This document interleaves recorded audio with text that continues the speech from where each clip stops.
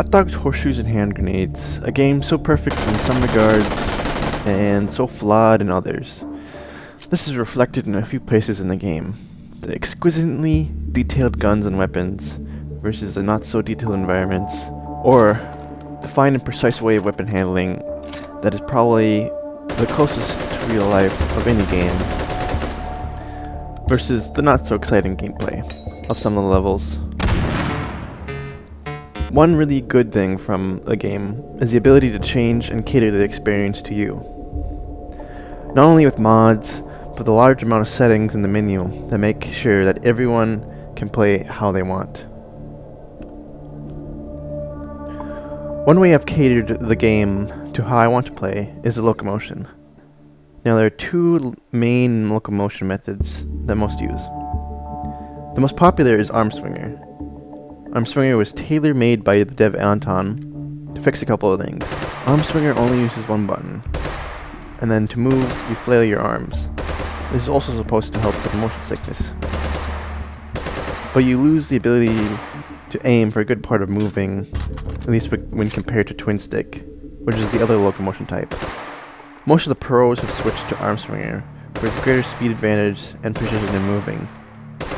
Twin Stick hardly needs an introduction, but it is just a joystick movement. The advantage here is being able to move and aim at the same time, as well as using less energy, but then of course, you lose out on the exercise of Arm Swinger too. In any case, both of these artificial locomotion methods are part of the gameplay loop of the average H3VR user. However, I'm not the average user. Motion sickness is almost not possible for me. There are very few situations that get me sick. Dizzy? Yes, but not sick in most cases. So that's one reason for me not to use Arm Swinger. I have index controllers, so I have no need to save buttons, and lastly, I've always disliked the Arm Swinger style. It just seems goofy to me. So I stuck with Twin Stick until I found something else. I found a locomotion method that was more precise and immersive than either Arm Swinger or Twin Stick. Manual redirected walking is what I found. I first saw it from Kung's dev vlog of OVR Advanced Settings, where he demonstrated the method. I was blown away. It seems to have solved every issue that I had with locomotion. It completely uses the displacement of a user to walk in VR. In more layman's terms, walk across a play space, turn around in real life, then use a joystick to point where you want to go, and walk again. Once you get good at it, you will combine the turns to make it faster and more efficient, which is what Kung developed to help with manual redirected walking, and I've been hooked since. Now, there is really only one game mode in H3VR that I play, which is Taken Hold. Turns out that it's really the only one suited for manual redirected walking, as the other levels are big and rather empty, so there's little incentive to be walking in those. And since walking is the thing I wanted to do, it was Taken Hold for me. And so, I began training to manual redirected walk in H3VR. In the beginning, I had a hard time keeping speed, and I would get sick after a while playing. Much like getting into VR for the first time, that kind of sickness. But I was determined to get better. So I moved downstairs to increase my play space. I slowly pushed through to overcome the sickness with practice. I would die many times in Taken Hold. I needed to switch my thinking to a more tactical approach. I became faster, smarter, stronger. Eventually, I was able to finish all 5 holds on the standard game. I trained myself at least once a day at some points. Just in time for the Arm Swinger vs. Twin Stick event of Putter My Band Kick's making, of which I was put on the Twin Stick team, where they had fewer players, and I was technically on the Twin Stick option. Twin Stick fought hard, but ultimately lost to Arm Swingers. If I remember correctly, my scores were lower than some of my teammates, but higher than others. The next tournament was to be a traditional one. First to worst would be where I wanted to make it my case for manual redirected walking. I was training even harder to push my scores above my opponents.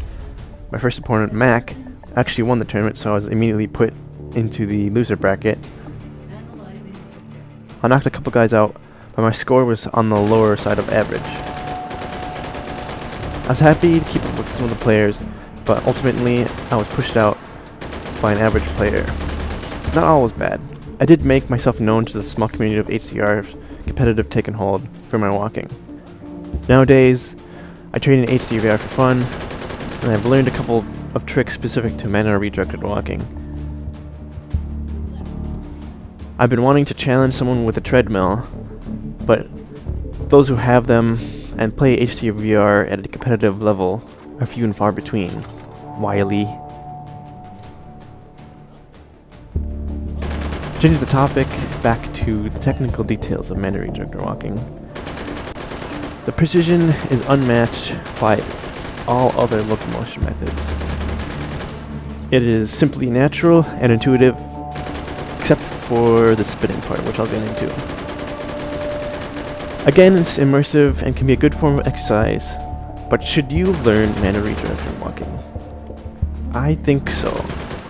The limiting factor for people getting into mana redirected walking is the size of their play space.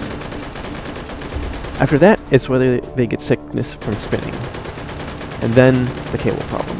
I recommend people to use mana redirected walking with a play space of 2x2 meters or 6x6 feet or bigger, with a little extra margin. The bigger the room, the more freedom you have to move, and the less you have to turn. Not a lot of people are willing to give up room for VR though. To overcome VR motion sickness is a personal thing. It differs from person to person. Ginger is said to help some.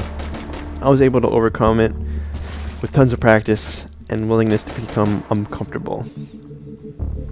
I'm lucky enough to have a wireless headset. I feel I could never go back to a cable at this point, so I can see why so many would take issue with spinning and having to count turns as yet another thing to keep track of when mana redirected walking. But even with those downsides, I still recommend that you learn how to mana redirected walk. It is extremely useful skill to learn. Not only does it improve immersion, but also play space awareness. Taking the first step can be scary. Once you become confident with walking in your room, other things like running, crawling, jumping become available to you in VR. It can even give you an advantage in some cases. Since most games treat movement in a play space as kinematic, mana redirected walking plus joystick movement can propel you faster than anyone else. Although, keeping it 1-to-1 is something that I like to do. Right now, I've used the joystick once in the past and taken hold. I set a score in the top 100 with hardly any issue on twin stick, but I was able to break that score within a week by only using mana redirected walking. This shows that tactical knowledge and execution is far more important than speed, but only to a point. I put myself at a big disadvantage when mana redirected walking. I can't run from a situation. If I'm caught off guard, I either have to return fire or take cover, or else I die.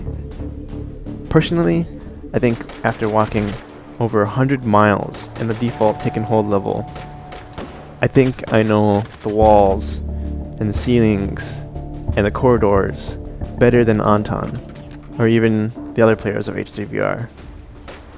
And that's something you don't get with twin stick or arm swinger. If it was not for this game, I don't think I would have pushed myself to learn mana redirected walking, and subsequently the other stuff that I made for mana redirected walking, of which I'll talk about another time.